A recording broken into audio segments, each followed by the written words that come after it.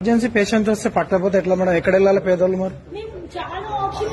అది కరెక్టే మేడం, మీరు ఎక్కడ వెళ్ళాలి మరి? మేము అదే మేడం, ఇంత పెద్ద హాస్పిటల్లో ఇంటిలేర్ లేకుండా ఎట్లా ఉంటుంది మరి?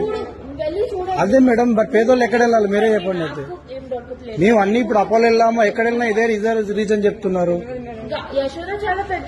అవును మేడం, మాకు పైసలు లేనందుకే కదా మేడం ఇక్కడ వచ్చింది. మేము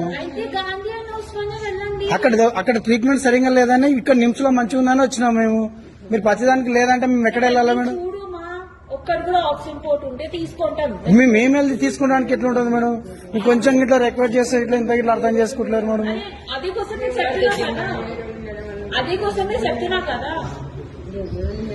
మా దగ్గర ఉన్నట్టు పైసలు లేదు మేడం, పైసలు ఉన్నట్టు మేము అంత హాస్పిటల్లోకి ఇడికి ఎందుకు వస్తుంటే మేడం?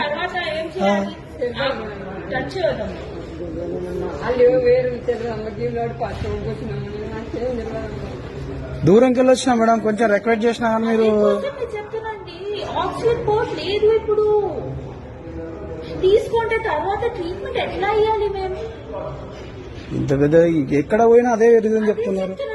వెళ్ళి చూడు, మేము రాంగ్ చెప్తే అక్కడ వెళ్ళి చూడు, ఒక్కడు కూడా ఆక్సిజన్ పోర్ట్ ఉంటే మేము తీసుకుంటాం. నాకు ఏంటి పేషెంట్ ఉంది, మేము తీసుకుంటాం. స్ట్రోక్ లేక వచ్చినందుకే కదా మేడం? స్ట్రోక్ లేదు, అబ్డామినల్ పెయిన్ ఉంది. అదే మేడం, మరి మాకు తెలియకనే కల్వకుర్తి నుంచి తీసుకొచ్చినాం అన్న, ఇక్కడ నుంచి కాదు. అక్కడ వస్తే నిమ్స్కి వెళ్ళడానికి పంపించారు మరి మేడం. మాకు నియర్ 100 అట్లీస్ట్ 45 minutes అయింది. మేము పేషెంట్ ని చూసినాం. అది తర్వాత కూడా చెప్పిన నా దగ్గర ఆక్సిజన్ పోర్ట్ ఏం లేదు. ఎప్పుడు చెప్పిన తర్వాత ఇక్కడ నుంచి అక్కడ అయితే మేము ఏం చేయాలి చెప్పండి?